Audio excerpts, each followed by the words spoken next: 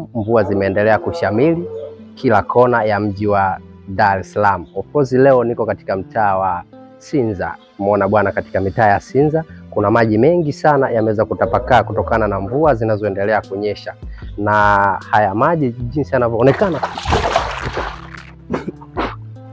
ndio kama jinsi unavyoona, barabara zenyewe hazipitiki, kuna maji kila kona.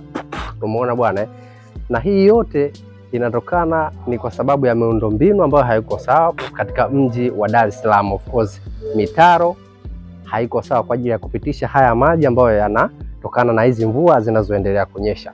Na pia tukiangalia katika barabara ya Shekilango, of course maji yamejaa mengi sana na hayana sehemu yote ya kupita, na watu wanapata tabu sana kwa sababu ya maji yametapakaa kila kona, na mitaro imeonekana kujaa kabisa katika njia hizi za mitaa ya Shekilango na mji wa Dar es Salaam. Hii ni Nje ya Box TV.